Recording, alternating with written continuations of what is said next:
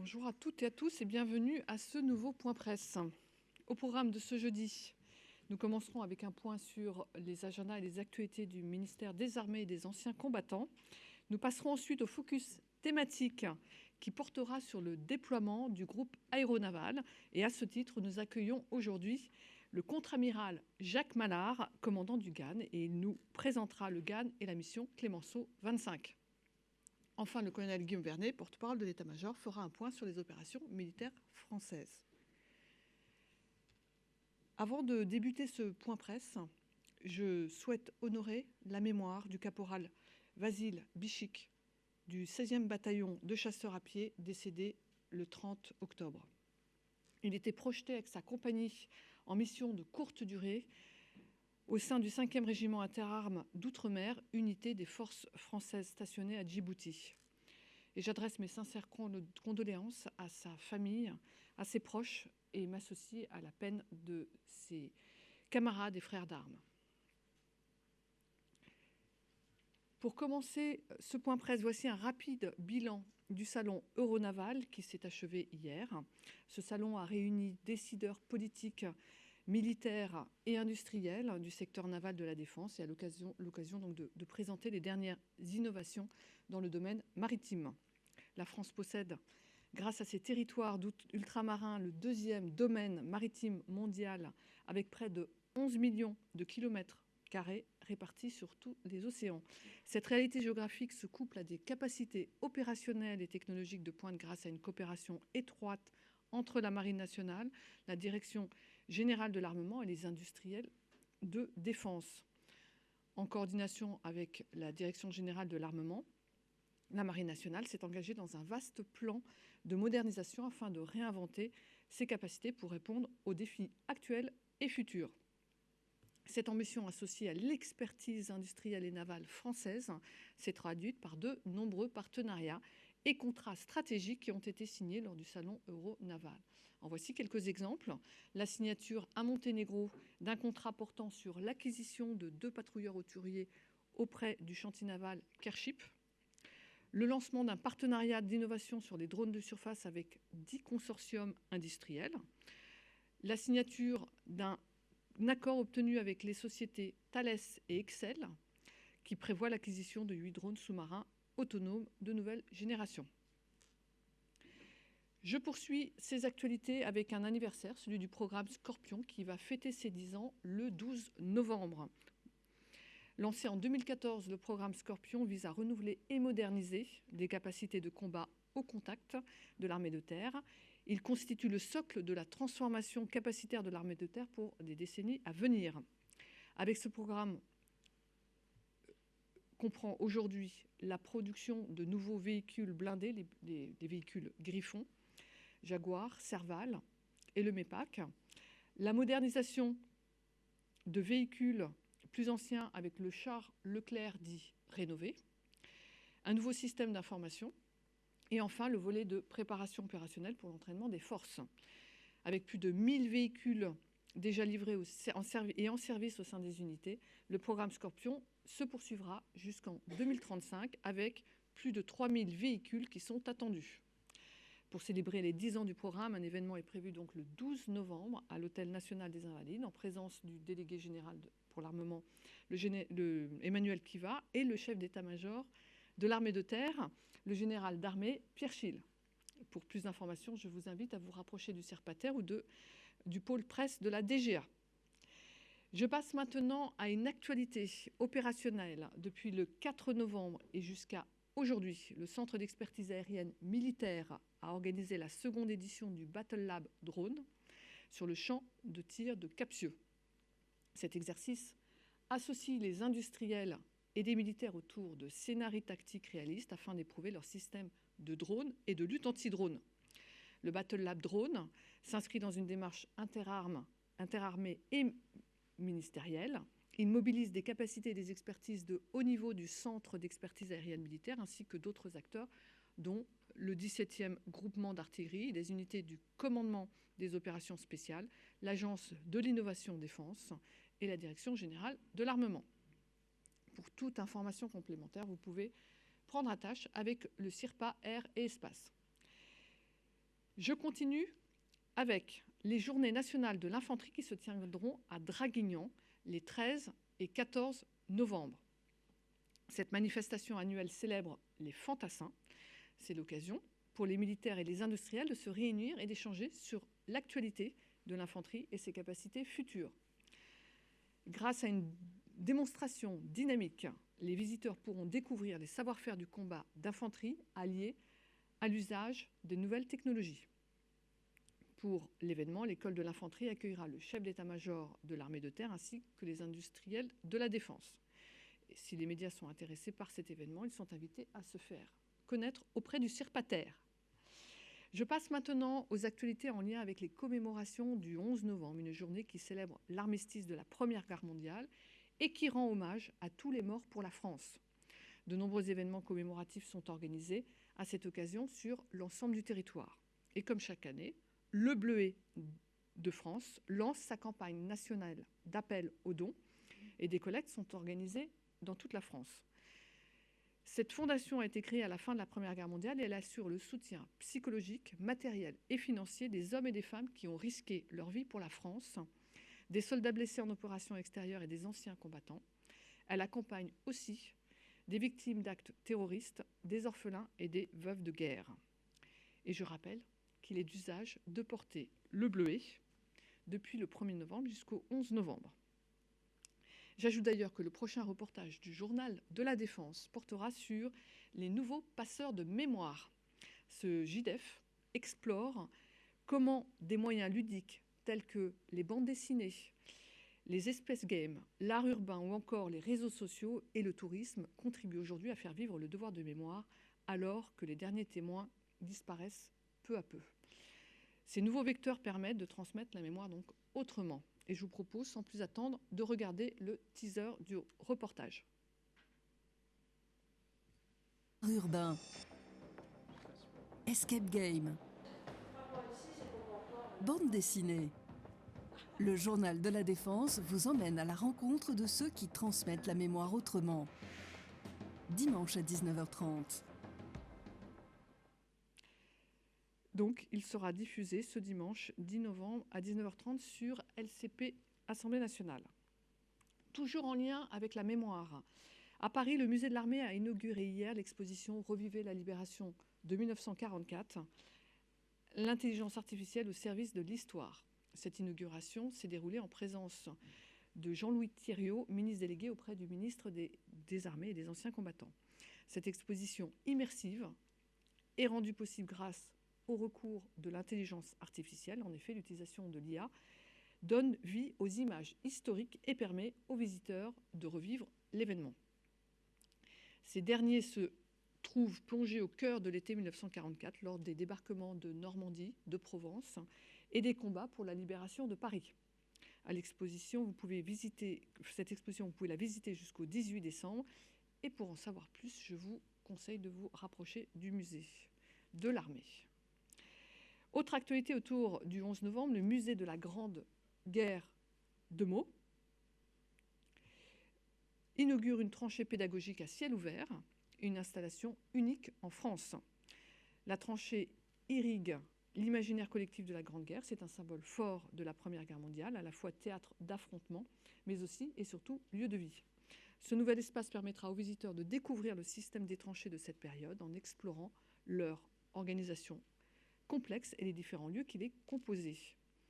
Et en parallèle, le musée propose une exposition intitulée « Photographier la tranchée 1914-2024 ». Celle-ci met en lumière 14 photographies issues des collections de l'ECPAD et du musée lui-même, ainsi qu'un cliché de la photojournaliste Chloé Charoc. Par ces initiatives, le musée permet ainsi aux visiteurs de vivre un véritable voyage dans le passé. Et ce musée fait partie du réseau Musées et mémoriaux des conflits contemporains animé par la Direction de la mémoire, de la culture et des archives du ministère. Pour plus d'informations, n'hésitez pas à vous rendre sur le site internet du musée. Ce même jour, le 11 novembre, 2 cérémonies marqueront la création de nouveaux bataillons de réserve au sein de l'armée de terre. La première se tiendra à Nîmes pour marquer la création du bataillon de réserve de la 6e brigade légère blindée et la seconde à Grenoble pour le bataillon de réserve des Alpes de la 27e brigade d'infanterie de montagne. Ces 2 cérémonies feront l'objet d'une remise de fanion actant la création officielle des 2 bataillons de réservistes. Et la création de ces 2 bataillons acte la montée en puissance de la réserve opérationnelle, conformément à la volonté du président de la République de doubler les effectifs des réserves à horizon 2030. Pour le bataillon de réserve de la 6e brigade légère blindée, la cérémonie organisée à Nîmes marquera également la fin de l'exercice Victrix. Et l'objectif de cet exercice est de permettre justement aux réservistes de la 6e BLB de s'aguerrir et de s'entraîner de manière coordonnée et en interopérabilité avec leurs frères d'armes d'active. Je termine avec une annonce qui ravira les marins et les philatélistes. 55 ans après l'édition d'un premier timbre mettant en avant le sous-marin nucléaire lanceur d'engins Le Redoutable, le groupe La Poste et la Marine nationale réitèrent leur partenariat avec la mise en vente d'un timbre du sous-marin nucléaire d'attaque du Gué-Troin. Ce SNA a été admis au service actif le 4 avril dernier. Et ce timbre historique, objet de collection, sera disponible à partir du 12 novembre prochain. Avant de passer au focus thématique, avez-vous éventuellement des questions en salle ou en audio sur les actualités du ministère ? Alors, s'il n'y a pas de questions, je passe sans plus tarder au focus dédié au déploiement du groupe aéronaval et à la mission Clémenceau 25. Le groupe aéronaval, souvent désigné par son acronyme GAN, est un pilier essentiel de la puissance navale française. Son dispositif évolue selon les missions, mais il s'appuie sur un socle composé de plusieurs éléments. Grâce à sa combinaison de moyens maritimes, sous-marins et aériens, le GAN est en mesure d'opérer en mer loin, longtemps, et sur un panel de missions très large. Qualifié d'outil d'agilité stratégique par le président de la République, le GAN témoigne de la capacité de projection de puissance de la France. Il représente un instrument essentiel au service de la défense nationale. Il joue également un rôle important pour la sécurité et la coopération internationale. Mais je vais maintenant céder la parole au contre-amiral Mallard qui vous présentera plus en détail justement le GAN et la mission Clémenceau 25. Amiral, c'est à vous. Merci Madame la Directrice. Je suis effectivement le contre-amiral Jacques Mallard. Je commande la force aéromaritime française de réaction rapide qui est basée à Toulon. Et cette force, qui est aussi nommée French Strike Force, commande à la mer des forces navales, qu'elles soient amphibies, de guerre des mines et du groupe aéronaval. Très rapidement, j'ai commencé ma carrière dans le groupe aérien embarqué pendant une quinzaine d'années en tant que pilote de super-étendard. Et ensuite, j'ai eu la chance de retrouver les bateaux au sein de la force d'action navale jusqu'à en commander un et de participer à plusieurs missions et déploiements du porte-avions Charles de Gaulle. Après 4 ans à l'échelon central en interarmée ici à Paris et à Bala, eh bien, je suis retourné à Toulon près des pontons pour commander la force aéromaritime de réaction rapide. Pour revenir sur le porte-avions, comme vous le savez sûrement, le Charles de Gaulle a repris la mer en septembre dernier après une petite période d'entretien. Cette remontée en puissance et d'entraînement avait pour but essentiellement de requalifier l'équipage et de qualifier les jeunes pilotes du groupe aérien embarqué, pilotes de Rafale ou pilotes de Hawkeye. Après cette phase, eh bien, nous allons passer à une phase plus opérationnelle au travers de la mission Clémenceau que je vais vous présenter, puisque le porte-avions, renforcé de son état-major et de nombreux escorteurs, vont appareiller très bientôt pour cette nouvelle mission. Très rapidement, tout de même, avant d'aller dans le vif du sujet pour la mission, je voudrais, si ça ne vous ennuie pas, vous présenter en détail ce qui constitue la force du groupe aéronaval, en particulier les unités et les équipages, qui, au travers de leur capacité accumulée, de leur savoir-faire, renforcent cette puissance de feu dont vous avez parlé. Est-ce qu'on peut juste vous montrer la petite vidéo, s'il vous plaît ?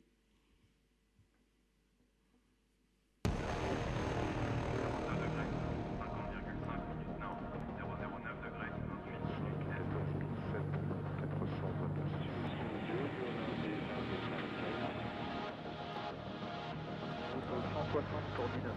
C'est bon, 85.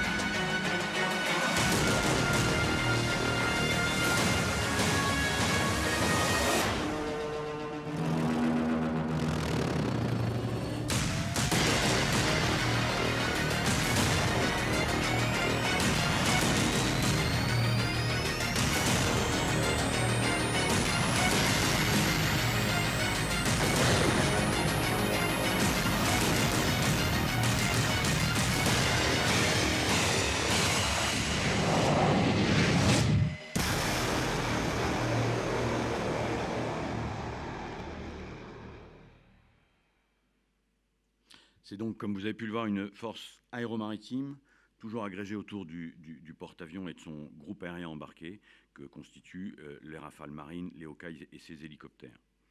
Si le porte-avions reste la colonne vertébrale du groupe aéronaval, parce que sans porte-avions, pas de groupe aéronaval, il opère cependant toujours escorté par des frégates, un sous-marin qui agit en précurseur, souvent sous l'avant de la force ou en protection rapprochée. Il y a aussi un avion de patrouille maritime qui est stationné le long de son parcours et qui apporte un certain préavis et contribue à l'appréciation dans les domaines de la lutte anti-navire, mais aussi de la lutte anti-sous-marine. Et enfin, c'est presque le plus important, pour soutenir le groupe dans la durée et pour lutter contre les élongations qui gênent le ravitaillement et le support logistique, il est systématiquement accompagné par un bâtiment ravitailleur.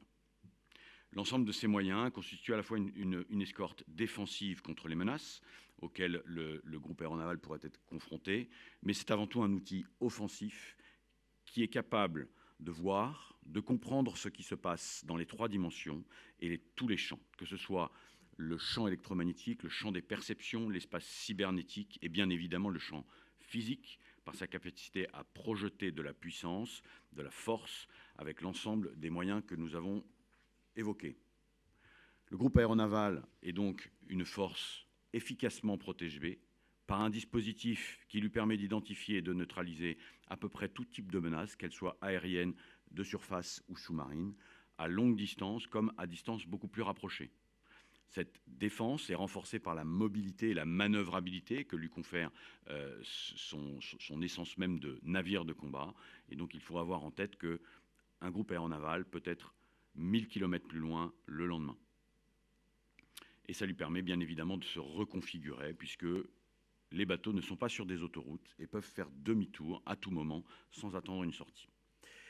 Le GAN détient donc une puissance de frappe assez conséquente auquel vient se rajouter les missiles de croisière navale embarqués sur les frégates multimissions ou les sous-marins, le système de croisière conventionnel autonome à longue portée qui est embarqué par les Rafales et le missile de supériorité aérienne à très longue portée Météor, aussi emporté par les Rafales. Il permet d'apporter un éclairage, de traduire une insertion, mais surtout de produire des effets dont la granularité dépend du niveau stratégique. Pour ce faire, il utilise la liberté des mers. Il se positionne et envoie ses chasseurs et ses avions de guet aérien à plusieurs centaines de kilomètres et il les récupère plusieurs heures plus tard de manière totalement autonome. Le groupe aéronaval dispose d'une remarquable capacité à durer sur un théâtre d'opération qui lui permet de maintenir un message, que ce soit un message de pression, un message de réassurance, pendant de longues périodes et d'appuyer ainsi une manœuvre diplomatique. Sur le plan de la dissuasion nucléaire, le groupe aéronaval est un atout puisqu'il contribue directement à la force aéronautique nucléaire, qui est une capacité rare et unique. Nous avons donc un ensemble cohérent de niveaux tactiques que j'ai l'honneur de commander, et cet ensemble est habitué à se brancher, à s'intégrer dans des chaînes de commandement, qu'elles soient nationales ou interalliées, comme cela a été le cas durant la dernière mission Aquila, où le groupe aéronaval a été mis sous le commandement de l'OTAN. Suivante, please. Maintenant que les capacités et le panel de missions que peut réaliser le groupe aéronaval n'ont plus de secret pour vous, revenons sur l'objet principal, la mission Clemenceau 25. Pour cette mission, le groupe aéronaval sera constitué bien évidemment du porte-avions avec son état-major embarqué et son groupe aérien embarqué, plusieurs frégates d'escorte nationales, un sous-marin nucléaire d'attaque, un bâtiment ravitailleur de force et un détachement d'Atlantique 2 qui suivra le groupe en étant basé à terre sur plusieurs points d'appui différents. Ce déploiement, cette mission, a 4 objectifs principaux. Tout d'abord, contribuer aux opérations nationales et européennes en mer Rouge et en océan Indien. Ces opérations visent à renforcer la sécurité maritime de la zone et les moyens du groupe aéronaval y participeront. Développer l'interopérabilité avec nos partenaires et alliés en océan Indien, mais aussi en océan Pacifique. Promouvoir, au travers de ce déploiement, un espace Indo-Pacifique libre, ouvert et stable avec nos partenaires régionaux dans le cadre du droit international. Et enfin, contribuer à la protection de nos populations et de nos intérêts dans la zone Indo-Pacifique, où la France est une nation riveraine et elle doit y exercer sa souveraineté sur l'ensemble de ses territoires ultramarins.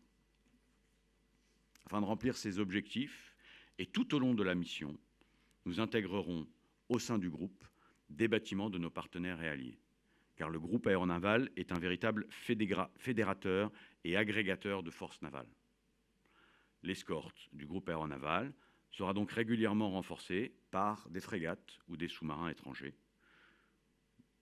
Il y en a eu plus d'une trentaine dans les 10 dernières années. Pour Clemenceau 25, il y aura des bâtiments de combat américains, des bâtiments de combat grecs, portugais, italiens, marocains, britanniques, australiens, canadiens et japonais qui renforceront l'escorte du groupe français. Après le transit en Méditerranée et en mer Rouge, nous participerons à l'exercice bilatéral annuel Varuna qui contribue au maintien de l'interopérabilité entre les marines françaises et indiennes, l'Inde étant un partenaire essentiel dans l'océan Indien. La phase majeure de coopération opérationnelle de la mission se déroulera avec nos alliés et partenaires à l'est de l'océan Indien, à l'occasion de l'exercice La Pérouse, exercice durant lequel nous travaillerons avec les marines des pays riverains de l'archipel indonésien autour du thème de la sécurité maritime des trois détroits principaux. Enfin, le Charles de Gaulle et son escorte navigueront pour la première fois depuis fort longtemps en océan Pacifique, notamment durant l'exercice Pacific Stellar, qui verra notre interopérabilité avec la 7e flotte s'accroître. C'est une interopérabilité que nous avons peu l'opportunité d'exercer, puisque la 7e flotte est très éloignée par rapport aux 5e et 6e flottes que nous voyons plus régulièrement. Tout au long de son parcours, le groupe aéronaval bénéficiera de l'appui de ses partenaires au travers d'escales et d'appuis logistiques, et bien évidemment aussi l'accueil de son détachement d'avions de patrouille maritime Atlantique 2.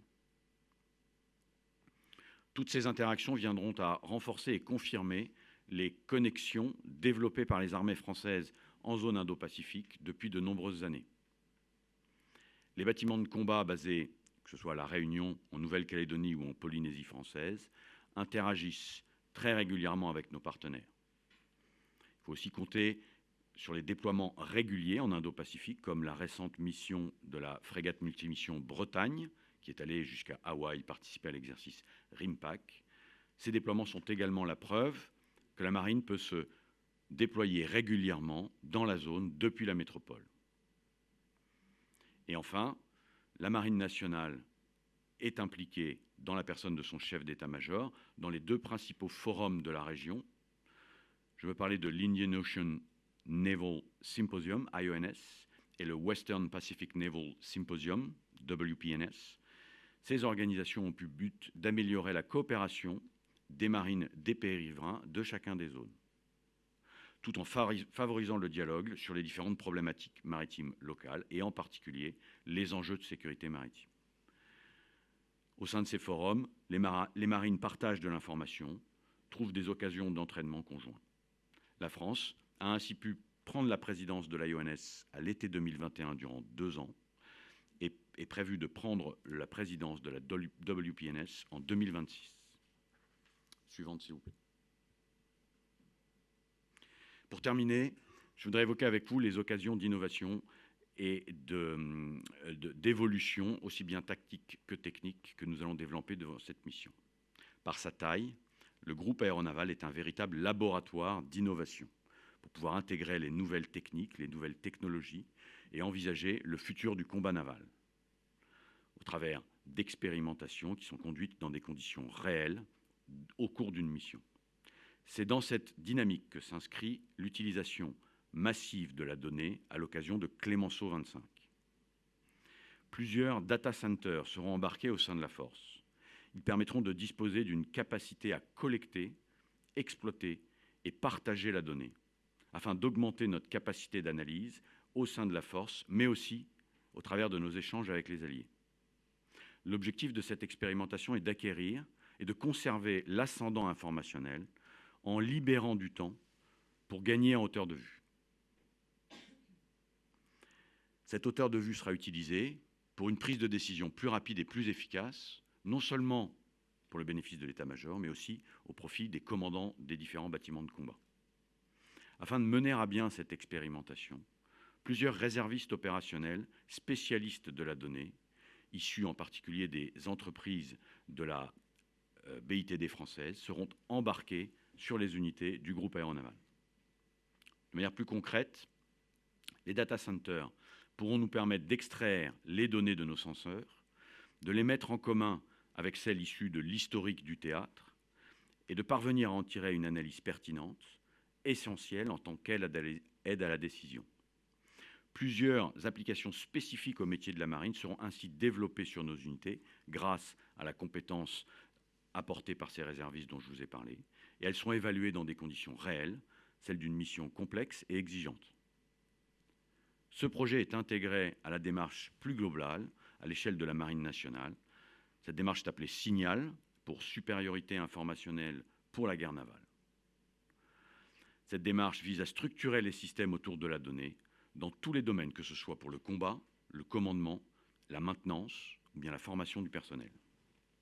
L'objectif étant de transformer des données en informations et de transmettre ces informations aux bons marins au bon moment. Je vous remercie. Je suis prêt à répondre à vos questions. Oui, bonjour, Nicolas Barotte du Figaro. Une première question sur le passage en mer Rouge. Est-ce que vous pouvez un peu détailler cette opération-là? Combien de temps est-ce que le GAN restera? Est-ce qu'il ne fera que transiter ou est-ce qu'il restera sur zone? Et comment est-ce que vous abordez ce passage qui sera forcément plus dangereux? Et deuxième question sur l'exercice, le dernier exercice, Ocean Stellar. Est-ce que vous pouvez nous détailler par où passera le GAN? Est-ce qu'il compte passer par le nord des Philippines? Est-ce qu'il compte passer par des détroits qui sont très surveillés par la Chine? Merci. Alors, merci pour cette question. Je ne vais malheureusement pas pouvoir vous détailler le trajet du groupe aéronaval pour des raisons de protection évidentes. Vous l'avez dit, ce sont des détroits qui sont très surveillés. Et si on nous y attend avec un préavis plus qu'important, ça pourrait être utilisé à notre désavantage. Donc, nous y allons. Au fur et à mesure, le porte-avions sera suivi, mais je ne peux pas vous dire auparavant l'endroit par lequel on passe. En revanche, la mer Rouge, eh bien, écoutez, là, pour le coup, on est obligé de passer par là, donc tout le monde le sait. Il y a toujours des bateaux français qui y sont déployés. La marine française y a acquis une vraie expérience de combat, aussi bien en action de feu qu'en exposition aux menaces missiles et drones. Et donc le transit se fera de manière assez, comment dirais-je, consistante pour le renforcement et la protection des unités, mais avec une logique de convoi plus qu'une logique de rester sur zone. Donc le transit se fera, protégé par l'ensemble des escorteurs français et étrangers, sans forcément s'attarder dans la zone. Oui, bonjour, Franck-Alexandre RFI. Amiral, en mer Rouge, vous serez équipé, le GAN sera équipé de tourelles au laser, le LMAP, je crois, qui a été testé. Et qui est... Là aussi, je ne peux pas dévoiler beaucoup d'innovation ni d'avantages en matière d'équipement. Vous comprenez que entre la dialectique du glaive et de la cuirasse, on essaye de conserver une forme d'avantage le plus longtemps possible. Une chose est certaine, c'est que depuis plus d'un an maintenant, comme je le disais tout à l'heure, nos bâtiments sont exposés aux menaces et beaucoup d'enseignements ont été partagés, ont été diffusés au sein des unités et vous pouvez être sûr qu'on partira avec l'ensemble de ce qui est disponible pour pouvoir se protéger, mais aussi faire avancer les tactiques et l'avenir du combat naval. Bonjour Amiral, Pierre Julien, indépendant.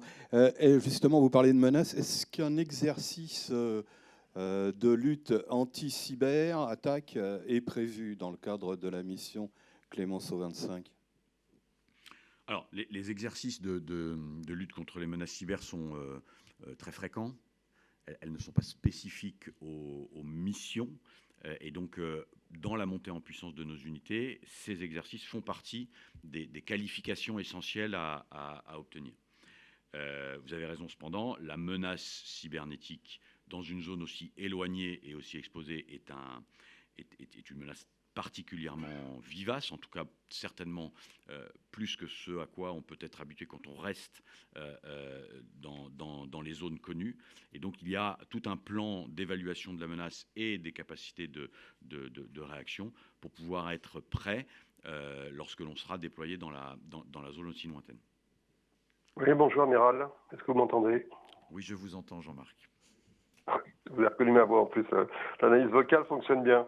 J'avais quelques questions. Est-ce qu'il faut prendre pour acquis les chiffres que vous avez livrés dans le petit film en introduction sur le nombre d'aéronefs qu'il y aura à bord du Charles de Gaulle, c'est-à-dire 20 Rafales marines, 2 Hawkeye, 5 hélicoptères dispersés sur les différents bâtiments.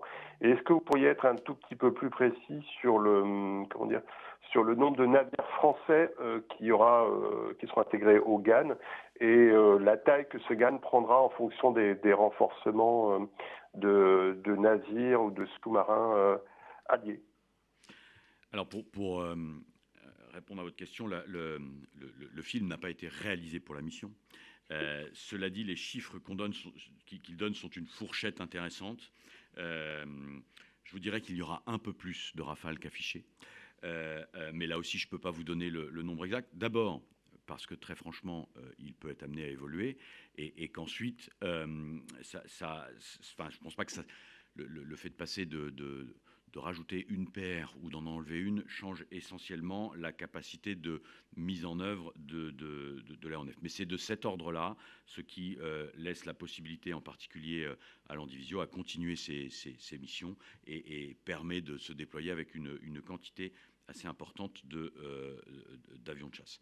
Pour les Hawkeye, le compte est facile à faire, et vous savez que il y a toujours une cellule qui est en entretien, et donc du coup vous avez le nombre qui sera difficile à modifier. Pour le nombre de l'escorte française, ça va aussi dépendre des zones dans lesquelles on sera déployé, puisque on peut envisager que les bateaux qui seraient déployés, par exemple, à l'est de la Méditerranée, en mer Rouge, mais aussi en océan Indien ou parfois dans certaines zones de l'océan Pacifique, puissent venir renforcer le bateau, et ce sera donc assez aléatoire. Ce qu'il faut que vous ayez en tête, c'est que assez régulièrement, un domaine égale un bateau, et ce qui nous oblige à avoir une variété de mobiles suffisamment important. Pour savoir combien et quelle forme aura le groupe aéronaval, eh bien, on aura jusqu'à 3 à 4 bâtiments étrangers qui viendront nous renforcer sur des périodes qui seront d'une dizaine de jours. Et donc on aura, j'aurai la chance d'avoir une force aval assez conséquente qui, je pense, ne passera pas inaperçue. Et juste question subsidiaire, si c'est possible, est-ce qu'il est possible de mettre des dates sur les différentes périodes et étapes dont vous avez parlé? Si on regarde la carte, quand est-ce que vous pensez passer en mer Rouge, faire l'exercice La Pérouse, puis l'exercice en mer de Chine?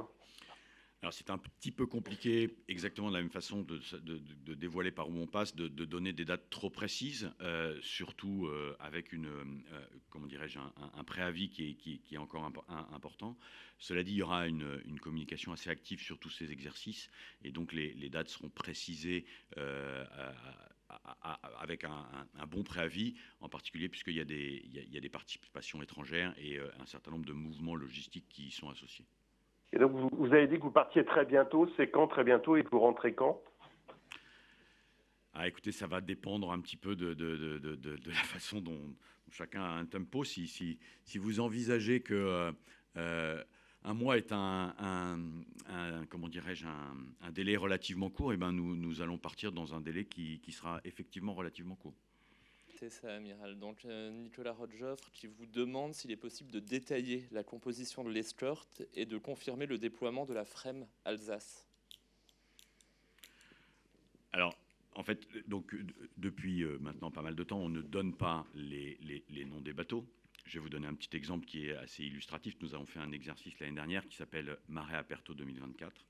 Et dans cet exercice, en utilisant uniquement le nom d'un bâtiment qui était donc une frégate italienne, on a réussi à trouver les coordonnées de l'épouse du commandant. C'est la vie dans laquelle on vit. Et donc, moi, je cherche à protéger au maximum l'ensemble de mes marins, et je ne dévoilerai pas le nom des bâtiments qui n'ont pas besoin d'être dévoilés. Pour être plus précis sur le nombre, je suis désolé, mais si j'ai évoqué l'escorte de manière aussi élusive, c'est pour la même raison, c'est pour chercher à protéger les équipages face à la menace qui est une menace réelle. J'ai juste une petite précision, moi aussi, par rapport à la question de Jean-Marc. Quand vous nous dites 3 à 4 bâtiments étrangers qui viendront renforcer, on va dire, ou tout au moins côtoyer le GAN, est-ce qu'il y aura la présence, ce ne seront que des bâtiments de surface ou éventuellement un sous-marin? Il n'y aura pas que des bâtiments de surface. Il y a aussi des aéronefs qui viendront nous renforcer, et des sous-marins. Amiral, bonjour. Christophe Avillon pour le magazine Airfan. 3 petites questions brèves. Première question sur la durée de cet exercice Clémenceau 25. Alors, ce n'est pas un exercice. Pardon, un déploiement, une mission. C'est une mission, ouais, c'est une pour mission. Moi. Clémenceau donc 2025. La durée est-elle prévue, était plus importante que la précédente mission? Oui. De combien de mois? 5-6 mois? La mission sera longue. D'accord, la mission sera longue, c'est bien noté. D'ailleurs, le patch est vraiment attractif sur cette mission. Merci, c'est nous qui l'avons dessiné. Voilà, donc je voulais savoir qui avait fait. Voilà. Et au niveau de l'échange avec la 7e flotte, est-ce que vous avez déjà prévu qu'il y ait un autre porte-avions en général américain soit dans la zone, et donc avec des échanges de pilotes entre les 2 porte-avions, par exemple? Et enfin, petite question subsidiaire. Est-ce que la marine taïwanaise, je fais un petit peu de provocation, mais c'est normal, est-ce que la marine taïwanaise est prévue participer de loin ou de près à cette brillante mission? Merci, amiral. Donc sur la durée, je vous ai donné tous les éléments que vous pouviez avoir. Sur la 7e flotte, il faut que vous ayez en tête que tout ce que l'on est capable de faire avec la 6e flotte autour de l'Europe, la 5e flotte en océan Indien, on cherchera à le faire avec la 7e flotte. C'est quand même une sacrée gageure, parce que la connaissance mutuelle va devoir être accélérée. On a beaucoup de chance parce qu'on a on a des alliés très bénévolents et surtout qui recherchent ce genre de challenge. Une chose est certaine, c'est que la 7e flotte, ça représente un tiers quasiment de la surface maritime que gère la marine américaine. C'est colossal, c'est très important. Et donc, il y aura énormément de possibilités. Pour la marine taïwanaise, je ne peux pas vous répondre, en dehors du fait que je vous ai cité tous les pays qui annonceront un escorteur, et vous avez donc déduit de vous-même que ce n'était pas à l'ordre du jour.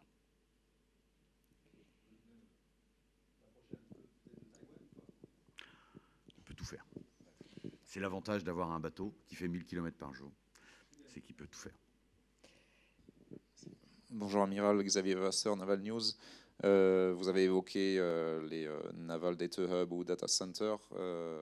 En plus de ceci, est-ce qu'il y aura d'autres nouveautés technologiques ou des choses inédites avec les alliés qui seront testées pendant la mission? La taille, encore une fois, du groupe aéronaval nous permet de développer énormément de capacités, de changer des paramètres, d'avoir de nouveaux armements, de nouvelles tactiques, puisqu'on permet d'évoluer là où une petite plateforme serait plus étriquée dans des capacités plus réduites. La donnée, c'est déjà, je dirais, un objectif très très ambitieux. On va parvenir à développer des applications métiers pour les marins, à côté des marins, ce qui en fait aura un impact sur tous les domaines. La maintenance, la conduite des opérations, l'évaluation des intentions d'un éventuel parti adverse, etc. Il y a toujours en permanence des petites innovations sur des installations à bord de bâtiments, dans le domaine de l'électromagnétique en particulier. Mais la plus grosse, celle qui me semble vraiment modifier en profondeur le combat du futur, c'est bien celle qui concerne la donnée. C'est pour ça que j'ai fait un focus particulier là-dessus. Oui, merci. La question des points d'accès des ports est importante. Est-ce qu'il y a des escales majeures qui sont déjà prévues dans des pays d'Indo-Pacifique que vous pouvez nous donner? Deuxième chose, est-ce que vous pouvez juste préciser le sens de l'exercice Pacific Stellar? Est-ce que c'est de la haute intensité? Est-ce qu'il y a un message particulier? Et pour finir, est-ce que vous pourriez nous donner le sens du message qui est envoyé par le GAN en allant jusqu'en Indo-Pacifique? Quel est le signalement que vous voulez adresser? Merci. Alors, pour les escales, le groupe aéronaval est fait de plusieurs unités, plus les avions de patrouille maritime. Et donc, l'ensemble de la mission a été dessiné pour pouvoir aller toucher un maximum de partenaires de la zone Indo-Pacifique. Je ne vais pas vous donner la liste complète, mais on s'est débrouillé pour pouvoir réussir à aller toucher au travers d'échanges, que ce soit en mer ou à terre, l'ensemble de nos partenaires dans la zone. Donc c'est assez important et donc c'est aussi un des objectifs, pour reprendre votre dernière question, aller voir, savoir à combien débite une organisation de ravitaillement en carburéacteur, être capable de savoir si on peut acheminer du matériel de la France rapidement pour la force en passant par ces points d'appui. Tout ça fait partie d'un des objectifs de ce qu'on appelle la stratégie d'accès. Est-ce que c'est techniquement faisable? Quels sont les contacts à développer? Comment est-ce qu'on réussit à faire en sorte que cela puisse passer à l'échelle? Et donc, on a tous en tête des points d'appui qui sont des points d'appui classiques sur lesquels le groupe aéronaval s'est plusieurs fois déployé. Est-ce qu'on peut éventuellement transposer un point d'appui, par exemple, comme Singapour, où le groupe aéronaval est allé plusieurs fois? Est-ce qu'on peut le transposer dans d'autres endroits dans la zone? Et ça sera très intéressant pour la suite. Sur Pacific Stellar, l'organisation, la planification de l'exercice est en train d'être développée. On n'a pas encore arrêté l'ensemble des éléments, mais l'objectif étant l'interopérabilité pour aller aussi loin que ce qui se fait dans les autres zones. On aura forcément des ambitions qui vont jusqu'au haut du spectre. Voilà. Et puis pour terminer sur le message, donc le message me semble assez facile à porter. D'abord, l'intention de la marine et surtout des forces armées de déployer une force navale assez conséquente dans une zone qui, dans les 10 prochaines années, verra plus de 40% du PIB mondial transiter, montre l'intérêt pour la zone, au travers de la thématique de sécurité maritime de la France. Malgré l'éloignement, la France étant un pays riverain, elle s'intéresse à la zone. Et ce n'est pas quelque chose qui soit typiquement français. On a les Italiens qui viennent de faire un déploiement qui est tout à fait comparable, les Allemands qui ont fait un déploiement aussi dans cette région, et les Britanniques qui s'y préparent. C'est donc, je pense, un intérêt qui est partagé par l'ensemble de nos alliés européens. Ensuite, quelque part, il y a partout des gens avec qui on s'entend très bien, des gens avec qui on s'entend moins bien, puis des gens qui sont légèrement hésitants, sur lesquels on est peut-être prêt à développer de nouveaux partenariats. Le fait d'envoyer une force navale aussi conséquente permet peut-être de confirmer avec les gens avec lesquels on s'entend bien que l'on est prêt à bien s'entendre, de faire éventuellement changer l'hésitation de ceux qui sont hésitants, et puis ceux qui cherchent à nous tester, et bien de voir à quel point l'intention est suffisamment forte pour ne pas mettre en doute en fait la politique de la France et la stratégie française. Passons maintenant au point sur les opérations militaires françaises avec le colonel Guillaume Vernet. Et bien évidemment, nous reviendrons sur ces questions-là lors des prochains points presse. Et si vous avez d'autres questions complémentaires, n'hésitez pas à vous rapprocher du centre média. Colonel, c'est à vous. Merci Madame la Directrice. Bonjour à tous. Eh bien, on va commencer ce point sur les opérations avec la zone Europe, où dans le cadre de la mission d'assistance militaire de l'Union européenne, EUMAM Ukraine, la France poursuit son soutien par des formations complètes et adaptées aux besoins exprimés par le partenaire. En France, donc, la formation progressive de la brigade Anne de Kiev se poursuit. Donc après des modules qui sont dédiés aux formations sur les savoir-faire individuels du combattant, le travail se concentre maintenant sur les manœuvres des sections. Section, c'est 30 à 40 combattants au sein de compagnies. Les compagnies, c'est de 150 à 200 combattants. Donc, la progressivité de la formation dispensée permet une efficacité de la chaîne de commandement à tous les échelons. Par ailleurs, en Pologne, la formation du bataillon ukrainien se poursuit en mettant l'accent sur les cadres de contact, donc, dont l'esprit d'initiative est un véritable vecteur de supériorité. Sur le flanc oriental de l'Alliance, maintenant, les armées françaises poursuivent leur engagement pour la sécurité régionale. En Estonie, du 26 au 27 octobre, les soldats de la compagnie d'infanterie légère française déployés dans le pays se sont entraînés au combat interarmes avec leurs homologues estoniens dans le cadre d'un scénario favorisant l'intégration du drone dans la manœuvre tactique. Ainsi, l'Estonian Defense League a renseigné avec ses drones les actions de reconnaissance conduites par les sections de Serval françaises. Ce type d'entraînement démontre le haut niveau d'expertise des deux armées dans le cadre d'une coopération bilatérale privilégiée. Plus au sud maintenant, les soldats de la mission Aigle, qui appartiennent au bataillon multinational de l'OTAN en Roumanie, qui est sous commandement français, poursuit ses activités de coopération internationale. Le 30 octobre, les exercices Dacian Fall 24 et Carpathian Arc 24 se sont terminés par une synthèse dynamique. Cette manœuvre interalliée a été réalisée au travers d'un scénario simulant un conflit sur le flanc est de l'Alliance. Cette séquence a illustré le haut niveau de préparation et de cohésion entre les alliés roumains, français, belges, luxembourgeois, espagnols, polonais, portugais, macédoniens du Nord et américains. Enfin, cette semaine, le bataillon multinational a accueilli un premier détachement espagnol. L'arrivée de ce détachement s'inscrit dans le cadre de la montée en puissance du bataillon multinational vers le niveau brigade, sous le commandement de la France. Cette semaine a également été marquée par le début de l'exercice OTAN Dynamic Front. Ce dernier est conduit simultanément en Allemagne, en Pologne, en Estonie, en Roumanie et en Finlande pour la partie française. Mené du 4 au 24 novembre, cet exercice regroupe 33 nations participantes. Et dans ce cadre, les militaires sont déployés dans des conditions climatiques très exigeantes. Ainsi, les artilleurs du 93e régiment d'artillerie de montagne ont rejoint la Finlande le 3 novembre. Les Césars ont été acheminés par voie ferrée depuis la France jusqu'en Suède, à la frontière avec la Finlande.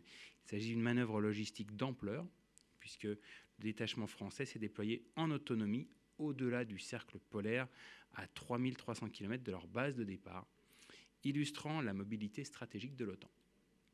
Cet entraînement annuel de plus de 5000 soldats de l'Alliance vise ainsi à éprouver les capacités d'action communes entre alliés. Par ailleurs, dans le ciel européen, un A330 MRTT de l'armée de l'air et de l'espace a participé à 2 missions de ravitaillement en vol au profit d'avions de combat grecs, italiens et espagnols dans le cadre de l'exercice de frappe aérienne dans la profondeur de l'OTAN Neptune Strike 24-2. Ces ravitaillements en vol, effectués dans le cadre des missions OTAN de réassurance sur le flanc est de l'Alliance, attestent de la capacité à conduire des missions complexes avec un haut niveau d'interopérabilité. De plus, du 4 au 8 novembre, les 3 Rafales qui sont déployés sur la base aérienne de Zagreb en Croatie, ainsi que 3 Rafales sur la base aérienne de Spangdahlem en Allemagne, ainsi qu'un A330 MRTT en Pologne, se sont mis en place. Ce déploiement prend la forme d'une dilution rapide et agile des moyens, avec une empreinte logistique la plus faible possible, conformément au concept ACE, Agile Combat Employment, de l'OTAN. Ces missions, aussi appelées MORAN en France, s'inscrivent dans le cadre des missions Air Shielding de l'OTAN.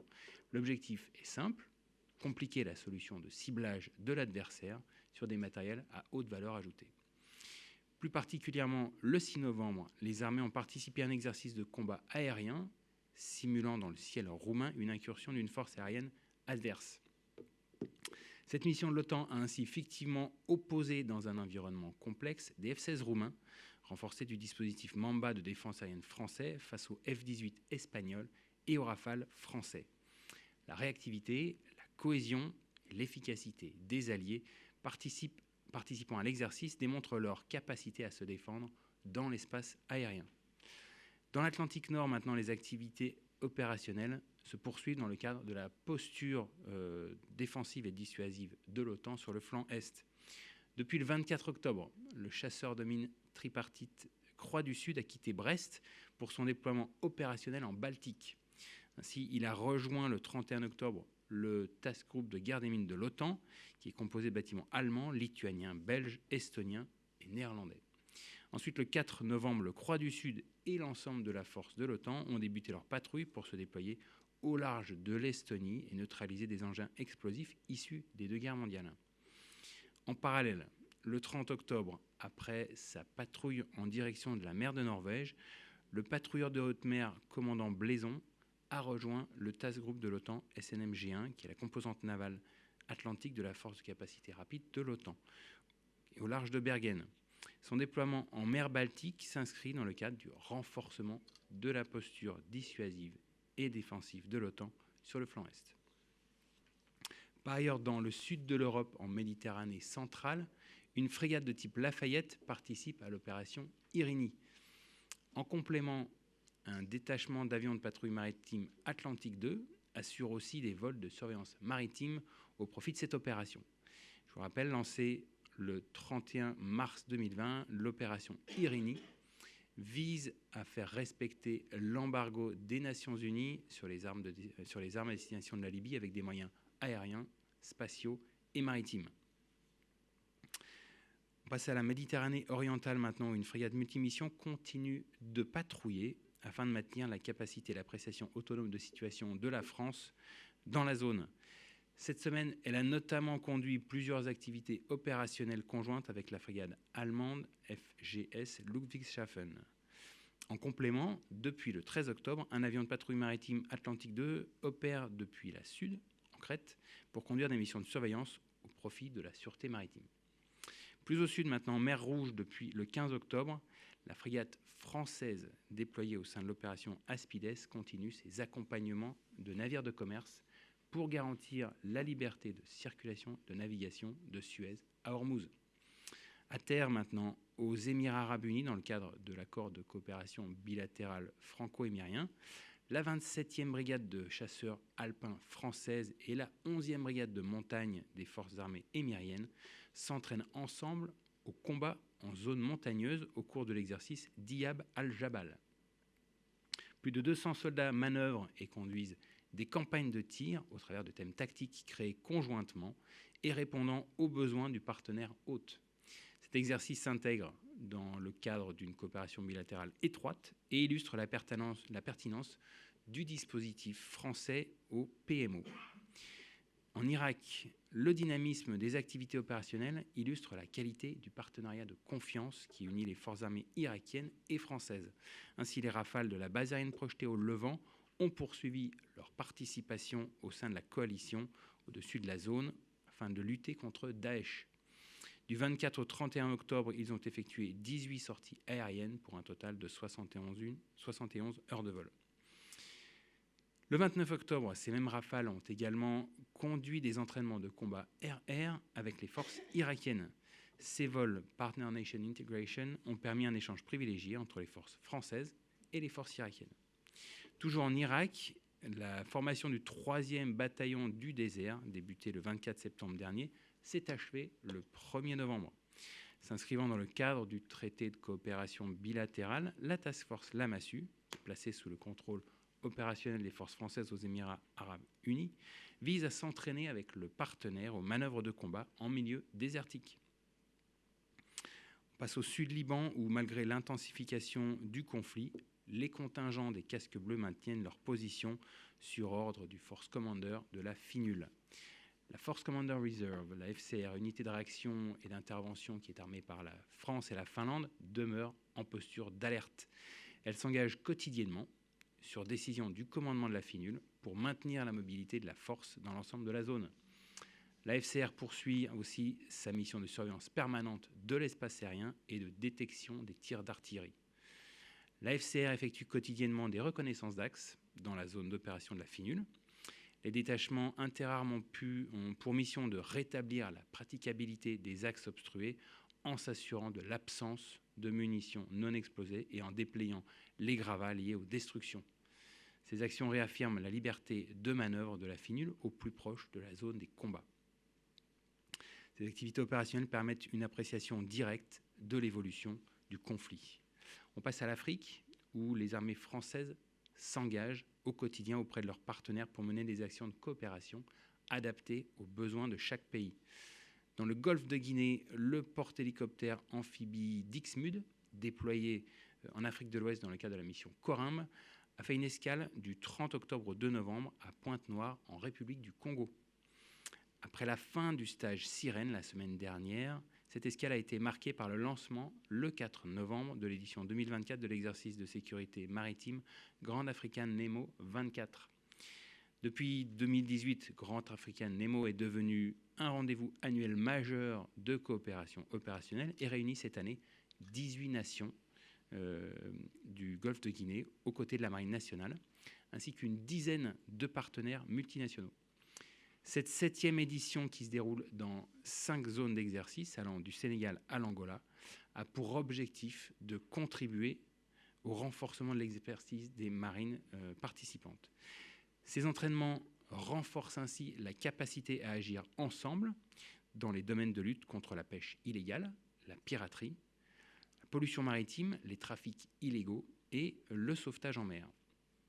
S'étendant sur 5700 km de rivage de l'Afrique de l'Ouest, le golfe de Guinée est une région maritime de premier plan. Située à la croisée des grandes routes maritimes, la région abrite d'importantes ressources naturelles, notamment pétrolières, halieutiques et minérales, qui sont propices à la convoitise et au développement d'activités illicites. Depuis le sommet de Yaoundé de 2013, la Marine nationale participe 3 à 4 fois par an aux patrouilles conjointes African Nemo et à l'exercice annuel majeur Grand African Nemo, qui agrège un plus grand nombre d'unités et de centres opérationnels. On passe à la zone Indo-Pacifique, où dans la journée du 31 octobre, la frégate de surveillance Floréal a réalisé une saisie d'une centaine de kilos de drogue sur un bateau de type caboteur à 90 nautiques, ce qui est à peu près 160 km au nord des côtes de la Réunion. Lors de sa montée à bord, l'équipe de visite du bâtiment de la Marine nationale a constaté la présence de drogue à l'intérieur du caboteur. Cette opération est le fruit d'une coopération interservices. Elle a été réalisée par les forces armées dans la zone sud de l'océan Indien en coopération avec le préfet, délégué du gouvernement pour l'action de l'État en mer. Cette opération contribue à assurer la stabilité régionale et à protéger les populations. Enfin, après une patrouille dans l'océan Pacifique entre les Philippines et le Japon dans le cadre de la mission Asie 24.2, la frégate de surveillance Prairial a accosté le 5 novembre dans le port de Maizuru, au Japon. Le Prairial est maintenant engagé aux côtés du F-200 Guardian, déjà présent au Japon, dans la mission de surveillance Enforcement Coordination Cell. Cette mission, je vous le rappelle, vise à lutter contre les contournements des sanctions établies sur la Corée du Nord par le Conseil de sécurité des Nations Unies. On passe à la zone Antilles-Guyane, puisque en Guyane, suite à une période de sécheresse sans précédent, le fleuve Maroni et plus largement l'ensemble des cours d'eau sont arrivés à un niveau d'étiage ne permettant plus la navigation. Dans ce contexte, les forces armées en Guyane se mobilisent activement pour mener les missions d'assistance aux populations isolées et dépendantes du fleuve. Cette mission s'est traduite par le transport de 45 élèves de 3 seaux à Camopi, ainsi que la livraison de denrées de première nécessité qui débute par la rotation de Casa. La mission d'assistance à la population témoigne ainsi de l'engagement des FAG à répondre avec réactivité aux besoins des populations locales. D'autre part, les FAG continuent d'assurer en permanence des opérations de lutte contre l'orpaillage et la pêche illégale. En Martinique, maintenant, le 3 novembre, 25 soldats des forces armées d'Haïti sont arrivés dans le cadre d'un partenariat militaire opérationnel entre la France et Haïti. L'objectif de ce partenariat est de favoriser un partage de connaissances dans les opérations militaires au milieu des populations civiles et répondre à un besoin exprimé par le partenaire. Les forces armées aux Antilles contribuent ainsi à la sécurité et la stabilité régionale de la zone Caraïbe. Voilà, ceci conclut ce point sur les opérations. Donc je vous souhaite une très bonne fin de semaine et je vous signale d'ailleurs qu'il y a la visite officielle de Sébastien Lecornu, ministre des Armées et des Anciens Combattants, et de Jean-Noël Barrot, ministre de l'Europe et des Affaires étrangères, aux forces françaises engagées pour la formation de la brigade ukrainienne Anne de Kiev. Cette visite est prévue jeudi prochain, 14 novembre. Elle est ouverte à la presse et un départ est proposé par train à 12h22 depuis la gare de l'Est. Donc étant donné le créneau, nous allons avancer le point presse de la semaine prochaine à 10h. Donc vous recevrez ces informations. Et si vous souhaitez participer à ce voyage de presse, n'hésitez pas à vous accréditer rapidement auprès du Centre Média. Je vous remercie et vous souhaite une très belle journée.